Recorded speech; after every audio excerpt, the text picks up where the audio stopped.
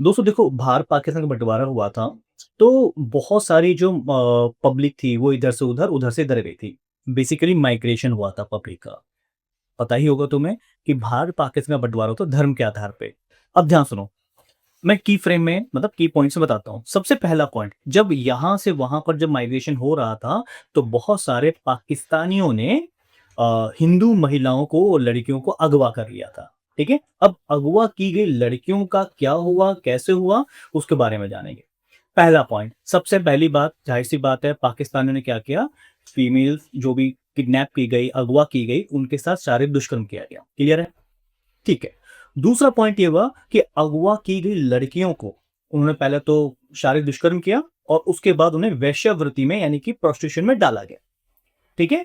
तीसरा पॉइंट ये हुआ कि अ, कुछ ने कुछ पाकिस्तानियों ने उन महिलाओं को घर की दासी या रखेल बना के रखा। दासी रखेल का मतलब ऐसा समझो कि घर का झाड़ू, पोछा, बर्तन जो भी घर के काम-वाम है वो करवा लिया, करवाने के बाद मन किया तो शारीरिक दुष्कर्म कर दिया।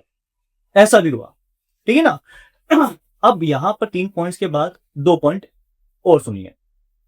एक पॉइंट तो ये कहता है, जो आपके एनसीईआरटी में लिखा है, एक पॉइंट तो ये कहता है कि जिन महिलाओं ने सिचुएशन के साथ समझौता कर लिया, जिनका मेन पर्पस था कि मैं जिंदा रहूं, तो उन्होंने सिचुएशन समझौता कर लिया, उनका मेन पर्पस था जिंदा रहना। क्लियर है?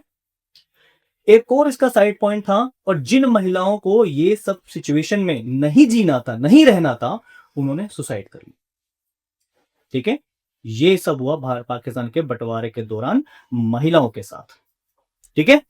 अब इसका एक साइड इफेक्ट था इंडिया के अंदर, और इंडिया में विशेष तौर पर राजस्थान में। राजस्थान में क्या हुआ कि जब उन लोगों को पता चला कि ऐसा सब हो रहा है, तो उन्होंने क्या किया, कुल की इज्जत बचाने के नाम पर घर की महिलाओं को मार दिया। यानी खुद ही अपनी बहू, बेटी, औरतों का कत्ल कर डाला। इतना गंदा सिनेरियो था यार।